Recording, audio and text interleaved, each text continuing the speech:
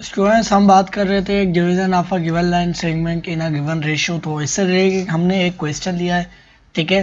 तो इसको हम देखिए किस तरह से फाइंड आउट कर पाएंगे, ठीक है ना। तो इसमें क्वेश्चन में क्या कहा गया है कि find the mid point of the line segment joining the points. ये 2 पॉइंट्स हमें दिए गए हैं, ठीक है, और ये 2 पॉइंट दिए गए हैं। अगर इसको मैं P पॉइंट कहता हूँ और इसको मैं अगर Q पॉइंट कहता हूँ, तो ये हमारे पास कहाँ पर है। तो ये मेरे पास जो है ना, एक हमारे पास ये x कितना है 5 और y 1 है। तो 1 2 3 4 5 1, ये एक पॉइंट हमारे पास इधर लगेगा, ठीक है। और इसको इसके जो कोऑर्डिनेट्स बनेंगे इसको मैं कह लेता हूँ P पॉइंट, ठीक है। और इसके जो कोऑर्डिनेट्स बनेंगे वो क्या है 5 और 1, ठीक है। और दूसरा जो हमारे पास है वो कौन सा बन रहा है, हमारे पास 3 1 2 3, ठीक है। और हमें कहाँ चलना है प्लस y की तरफ, 1 2 3 4 5 6 और ये 7, ये दूसरा पॉइंट आ गया, ठीक है। और इसको मैं कह लेता हूँ Q पॉइंट के, इसके कोऑर्डिनेट्स क्या होंगे 3 और हमारे पास 7, ठीक है।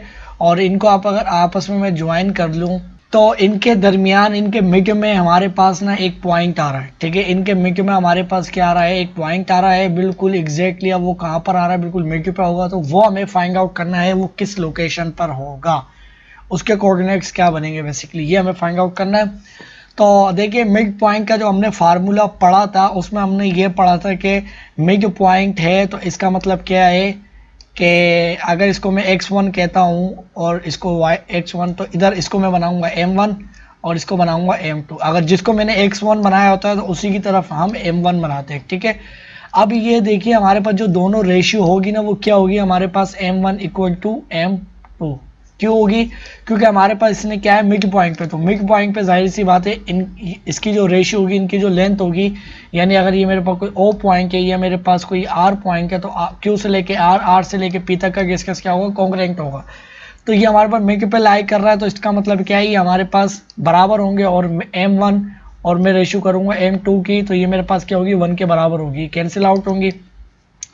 तो इसका जो हमने फार्मूला पढ़ा था मिड पॉइंट का मैंने बताया, तो वो हमारे पास क्या था, वो हमने पढ़ा था x2 प्लस हमारे पास x1 और डिवाइडेड बाय हमारे पास 2, और ये हमारे पास x कोऑर्डिनेट और y कोऑर्डिनेट के लिए क्या होगा हमारे पास प्लस y1 डिवाइडेड बाय 2, ठीक है। अब सिंपली ये वैल्यू पुट करेंगे तो देखिए y1 और x1 मैंने इसको बना लिया, तो जाहिर सी बात है हमारे पास क्या होगा y2 और y1, ठीक है। तो अब हमारे पास जो है ना, मैं क्या करता हूँ कि x2 हमारे पास क्या है, तो x2 हमारे पास 3 है और प्लस इसमें क्या होगा x1 जो कि हमारे पास क्या है 5 है, ठीक है। तो ये देखिए इसको मैं ऐड करता हूँ और डिवाइडेड बाय 2, ये x कोऑर्डिनेट और y कोऑर्डिनेट अगर देखूँ तो उसके लिए क्या होगा y2 हमारे पास क्या है 7 प्लस और हमारे पास क्या है प्लस 1, ठीक है। और डिवाइड बाय 2, तो ये हमारे पास क्या बन जाएगी 8/2, ठीक है। और ये भी बन जाएगी 8/2, ठीक है। और आपस में कैंसिल होगी, ठीक है। और अब हमारे पास जो है ना ये चीज़ क्या हो जाएगी स्टूडेंट्स 4 और 4, ठीक है। यानी हमारे पास जो है ना इसने जो ये जो हमारे पास मिड पॉइंट आ रहा है, जैसे M पॉइंट मैं कह रहा हूँ, इसके कोऑर्डिनेट्स ने क्या बताया हमें 4 और 4। तो देखिए कहाँ पर होगा वो, हमारे पास देखिए x की जानिब 4 चल रहा है 1 2 3 4 और y की जानिब 4 चल रहा है 1 2 3 4। देखिए मैंने अंदाजे से बनाया था, बिल्कुल ये यहीं पर ही बनना है। ये अगर M पॉइंट है तो हमारे पास ये क्या बनना है 4/4, और आपको बज़ाहिर दिख भी रहा है कि ये मिड पॉइंट ही है, ठीक है। इसको हमने फाइंड आउट किया। अगर इसके एक और क्वेश्चन की तरफ अगर हम चलें तो स्टूडेंट्स देखिए अगला जो क्वेश्चन इन्होंने दिया वो क्या कहा है कि प्रूव दैट द पॉइंट्स, हमें 4 पॉइंट्स गिवन है, ठीक है, और are the vertices of a parallelogram. तो पैरेललोग्राम हमारे पास क्या होता है कि हमारे पास ऐसा क्वाड्रिलेटरल क्या होता है जिसकी 4 साइड होती है, ट्रायंगल क्या होती है जिसकी 3 साइड हो, और क्वाड्रिलेटरल क्या होता है जिसकी 4 साइड हो। और वो कैसे भी हो सकती है, ऐसे होंगी 4 साइड उसकी, ठीक है, इस तरीके से। अच्छा अब क्वाड्रिलेटरल हमारे पास ये होता है कि हमारे पास उसकी जो ऑपोजिट जो साइड होती है ना क्वाड्रिलेटरल की, वो अगर पैरेलल है, ऐसे ये आपस में पैरेलल है, ये आपस में पैरेलल है, ये हमारे पास क्वाड्रिलेटरल है। अगर मैं ऐसे एक क्वाड्रिलेटरल बनाऊं तो ये देखिए हमारे पास क्या कहते हैं कुछ इस तरह से, तो ये भी एक हमारे पास क्वाड्रिलेटरल नहीं होगा, ये कुछ इस तरह से पैरेलल होना चाहिए उसकी ऑपोजिट साइड, तो वो हमारे पास क्या होता है पैरेललोग्राम होता है, ठीक है। अब वो उसके अंदर रेक्टेंगल भी आ जाता है, स्क्वायर वगैरह सब आ जाते हैं, ठीक है।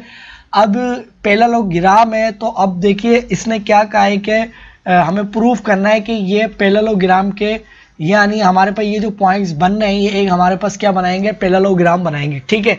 ये हमें प्रूफ करना है, ठीक है। अच्छा, अब मैं आपको एक और चीज़ बता दूं कि हमने मैट्रिक क्लास में चैप्टर नंबर 12 आपको मिल जाएगा, उसके अंदर हमने एक थ्योरम पढ़ा था कि अगर हमारे पास एक पैरेललोग्राम होता है तो उसके जो डायगोनल होते हैं वो क्या करते हैं, एक दूसरे को बाइसेक्ट करते हैं, ठीक है, बाइसेक्ट करते हैं, ठीक है। बाइसेक्ट का क्या मतलब होता है, उसके डायगोनल क्या करते हैं, बाइसेक्ट करते हैं।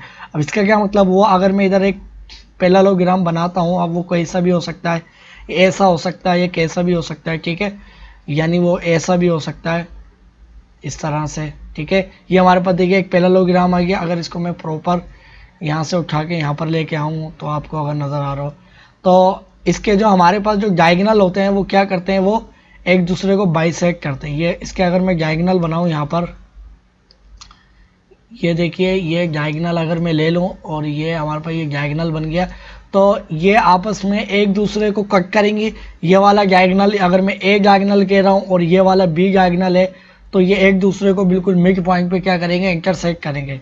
यानी मतलब ये हुआ कि हमारे पास ये वाली साइड और ये वाली साइड, यानी ये ओ है, इधर इंटरसेक्ट कर रहा है तो ये बराबर होंगी, और ये वाली साइड और ये वाली साइड बराबर होगी, ठीक है। चारों बराबर नहीं होंगी, यानी ये मिड पॉइंट आ गया तो ये वाली लाइन और ये वाली लाइन साइड बराबर होगी, और ये वाली सेगमेंट और ये वाली सेगमेंट बराबर होगी, ठीक है। तो अब हमारे पास जो है ना, हमें ये चीज़ तो मालूम हो गई कि हमारे पास जो डायगोनल होते हैं वो क्या होते हैं, हमारे पास एक दूसरे को बाइसेक्ट करते हैं, ठीक है। तो बाइसेक्ट का क्या मतलब होता है, यानी दो हिस्सों में एक दूसरे को बांट देते हैं। अगर मैं इसको ए बी सी पॉइंट अगर मैं बनाता हूँ, ये कहाँ पर बनना है, अगर इसको मैं ए कंसीडर कर लूँ, इसको बी, इसको सी, इसको डी, तो मैं इसको पहले यहाँ पर बनाता हूँ। तो इसको देखिए, ये मैंने एक जो हमारे पास पैरेललोग्राम था वो बना लिया। ये देखिए आपस में क्या है, ये पैरेलल है, ये पैरेलल है, ये साइड पैरेलल है और ये साइड पैरेलल है। आपको यहाँ से आप देख भी सकते हैं, ठीक है। तो अब हमारे पास जो है ना, इसके हमने क्या कहते हैं वो लिख दिए। अब हमारे पास इसके जो डायगोनल होंगे ना, इस तरीके से वो आपस में एक दूसरे को क्या करेंगे, बाइसेक्ट करेंगे, ठीक है। इसका मतलब ये हुआ कि अगर हमारे पास अगर इनका कोई मिड पॉइंट आता है कुछ इस तरीके से यहाँ पर, और ये आपस में ऐसे बाइसेक्ट करेंगे, और अगर हमारे पास ये एम पॉइंट है तो हमारे पास ए से लेके एम तक का डिस्टेंस बराबर होगा किसके, सी से लेके एम तक का डिस्टेंस, ठीक है। यानी हमारे पास इस एम से लेके सी और एम से लेके ए तक का डिस्टेंस बराबर होगा। ये अगर हमारे पास पैरेललोग्राम होगा तो। और दूसरा हमारे पास जो बनेगा वो क्या बनेगा, तो हमारे पास डी से लेके एम, ठीक है, और ये बराबर होगा हमारे पास बी से लेके एम तक, ठीक है।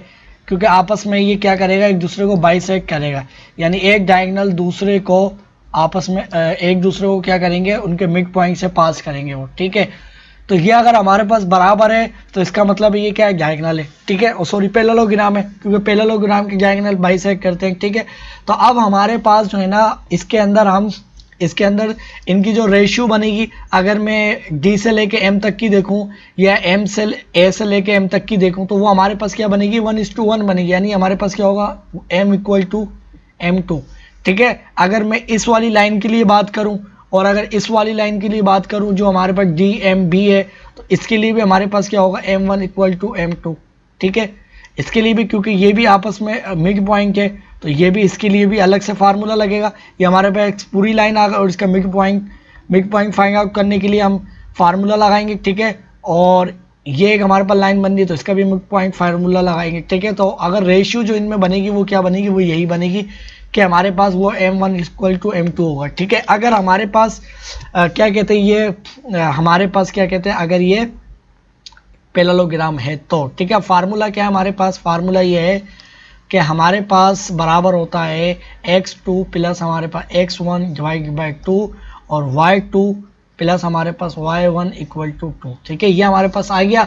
अब बारी बारी हम पहले ए बी AC लाइन का मिड पॉइंट देखेंगे, AC लाइन का क्या देखेंगे, मिड पॉइंट, ठीक है। इनका देखेंगे मिड पॉइंट, ठीक है। इनका क्या देखेंगे, मिड पॉइंट। तो मिड पॉइंट इनका हमारे पास कैसा आएगा, तो वैल्यूज पुट करेंगे सिंपली। तो हमारे पास क्या है, पहले इसको हम बनाते हैं x1, x2 बना लेते हैं इसको, ठीक है। अब कोई सी भी हम वैल्यू पुट करते हैं तो हमारे पास क्या होगी, -2 + 4 और, ठीक है, और डिवाइडेड बाय हमारे पास क्या हो जाएगी, 2, ठीक है। और अब y2, अब इसको मैंने देखिए क्या बनाया, इसको मैंने x2 बनाया है, तो अब इसको ही क्या बनाना पड़ेगा, y के लिए y2, तो y1 यानी हमारे पास क्या आ गया, ये y2, ठीक है, और प्लस हमारे पास क्या होगा y1 इसको मैंने बनाया 3 को, तो ये 3, ठीक है, तो ये और डिवाइड बाई 2। तो अब हमारे पास ये क्या हो जाएगा, हमारे पास ये आ गया है कि हमारे पास ये हो जाएगा 4 और 2 और डिवाइड बाई 2, और हमारे पास कैंसिल होगा, ओके, क्या बचेगा 1, ठीक है, x कोऑर्डिनेट का, और हमारे पास y कोऑर्डिनेट का क्या बचेगा, ये भी 2/2 और डिवाइड बाय 1। तो हमारे पास जो इसके कोऑर्डिनेट्स आए वो क्या है 1/1, ठीक है। तो ये हमने इसको फाइंड आउट करा, इसके कोऑर्डिनेट्स आ गए हमारे पास, ठीक है ना। तो हमारे पास वो क्या आए, एम पॉइंट के जो कोऑर्डिनेट्स आए वो आए हमारे पास ए सी के लिए, ठीक है, ए सी के लिए आया 1 x हमारे पास क्या है 1 है, और ये भी 1 है, ठीक। अच्छा, अब दूसरी बात ये कि ये हमारे पास आ गया। अब देखिए दूसरा जो डायगोनल होगा वो भी इसी पॉइंट पे इसका मिड पॉइंट होगा, और उसके भी जो क्या कहते हैं, जो मिड पॉइंट के जो हमारे पास कोऑर्डिनेट्स आएंगे वो भी यही वाले आना चाहिए, क्योंकि वो आपस में क्या टकराते हैं, एक दूसरे से पास करते हैं और एक ही पॉइंट होता है। अब ये जो हमारे पास AC का मिड पॉइंट था वो ही हमारे पास जो पॉइंट AC के लिए आया है वही हमारे पास किसके लिए होगा, DB के लिए, फॉर DB जो साइड इसके लिए, इसका भी जो मिड पॉइंट होगा वो हमारे पास M ही होगा, और इसके भी कोऑर्डिनेट्स क्या आएंगे, M यही आएंगे। अगर हमारे पास यही कोऑर्डिनेट्स आते हैं तो ये हमारे पास क्या है कि हमारे पास ये है इसका मिड पॉइंट है, ठीक है, और ये पैरेललोग्राम है क्योंकि हमारे पास दोनों का जो वो आया है वो सेम है, ठीक है। तो अब हमारे पास क्या हो जाएगा, अगर यही वाला मैं फार्मूला यूज़ करूं और इसके अंदर अब मैं क्या करता हूं कि x1 के अंदर मैं क्या पुट करता हूं, अब देखिए मैं लिखता हूं 1 + 1, ठीक है, और डिवाइड बाई 2, और अब मेरे पास क्या होगा y और 2 + 0, ठीक है, 0 और डिवाइड बाई 2 और डिवाइड बाई ये 2 आ गया। तो ये अब हमारे पास सोल्व होके क्या आएगा, तो ये वही चीज़ आई है हमारे पास 1 और 1, ठीक है। तो अब हमारे पास इसके भी जो पॉइंट्स आए वो क्या है 1 और 1 आए, ठीक है। और यहाँ से भी आप देख सकते हैं कि इनका जो डायगोनल का जो पॉइंट्स है वो हमारे पास क्या बना है, x हमारे पास कितना है 1 है और y भी 1 है, ठीक है। तो हमने ये प्रूफ कर लिया है कि हमारे पास 8 पैरेललोग्राम है क्योंकि हमारे पास AC और DC का जो मिड पॉइंट आया है वो हमारे पास सेम आया है, सेम है। तो इसका मतलब क्या है कि हमारे पास ये एक परफेक्ट पैरेललोग्राम है, ठीक है। इसके बात आपको समझ आ गई होगी। अब हम इसके कुछ और क्वेश्चन देख लेते हैं।